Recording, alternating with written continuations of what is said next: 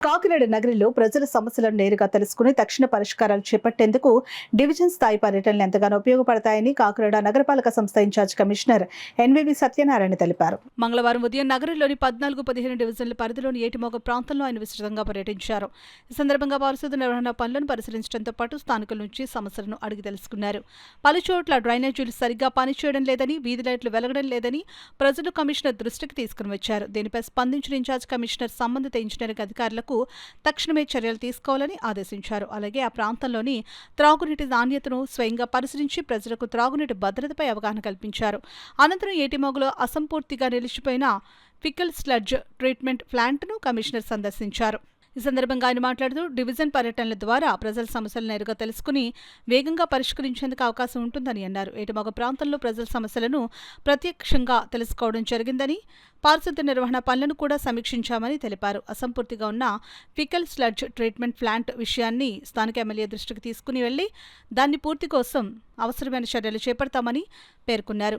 ఈ పర్యటనలో కమిషనర్ వెంట health officer doctor Prithvi Charan, EE Adinarayana, sanitation supervisor Rambabu, sanitation inspector Dharmaji, సచివాలయ సిబ్బంది తదితరులు పాల్గొన్నారు.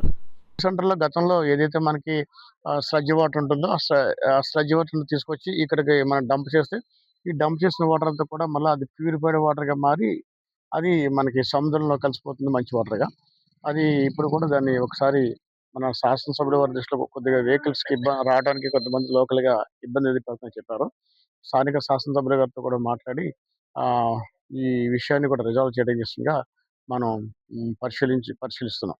ఎందుకంటే దీనివల్ల మనకి చాలా లాస్ట్ టైమ్ కూడా పర్యావరణ పరిరక్షణకి మనకి ఏదైతే మనకి డ్రైనేజ్ వాటర్ ఉందో లేదా స్లడ్జ్ వాటర్ ఉందో, ఆ వాటర్ డైరెక్ట్‌గా సీలోకి వెళ్ళటం వల్ల కొంత మత్స్య సంపదకు కూడా ఇబ్బంది ఏర్పడుతుంది.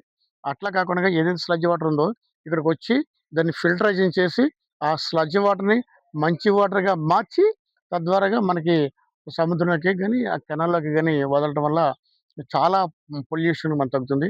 పర్యావరణాన్ని కూడా మనం పరిరక్షించే వాళ్ళు అవుతున్నాము. భావితరాల వారికి ఏ విధమైన ఇబ్బందులు లేకుండా మనం చూసే విధంగా ఈ చర్య కూడా తీసుకోవడానికి తక్షణం చర్యలు తీసుకోవడం జరుగుతుంది. ఇక మనకి కొన్ని చోట్ల ఈ పార్క్ విషయంలో శానిటేషన్ లేదని చెప్పాము. వారికి కూడా శానిటేషన్ ఉండే విధంగా చూడటం. అదేవిధంగా తడి చెత్త, పొడి చెత్త డోర్ టు డోర్ కలెక్షన్ ఇక్కడ బాగానే చూస్తున్నాము. అది బాగానే జరుగుతుంది. అట్లాగనే చిన్న చిన్న రోడ్డు మార్జిన్స్‌లో ఉన్న ఈ మడ్ ఏదైతే ఉందో దాన్ని కూడా మనం రిజాల్వ్ చేస్తున్నాము. ఇక అక్కడ మనకి ఆహ్, ఆ వీధిలోకి సంబంధించి కొంతమంది అంటే పొయ్యిలు కూడా రోడ్డుపై పెట్టేసి చేస్తున్నారు. దానివల్ల సిమెంట్ రోడ్డు పాడవుతుంది. పబ్లిక్ కూడా ఇబ్బందొస్తుంది. అది ఆ పొయ్యిల్ని కట్టెల ద్వారాగా మంట పెట్టి ఆ నీళ్లు వంట పొయ్యి రోడ్డు పైన చేయడం వల్ల చాలా ప్రమాదం. గబక్కన ఏదైనా మోటార్ సైకిల్ అయినా ఎళ్లి పొరపాటుగా తగిలితే ఆహ్, ఆ ప్రమాదం మంట అతను అంటుకోవడం గాని, ఆ వేడి నీళ్ళు అతని పైన పడిపోవడం గాని జరుగుతుంది. అది ఇద్దరికీ అటు కుటుంబ సభ్యులకి ప్రమాదమే, పెడెస్ట్రియన్స్‌కి ప్రమాదం కాబట్టి అది కూడా మనం తొలగించడం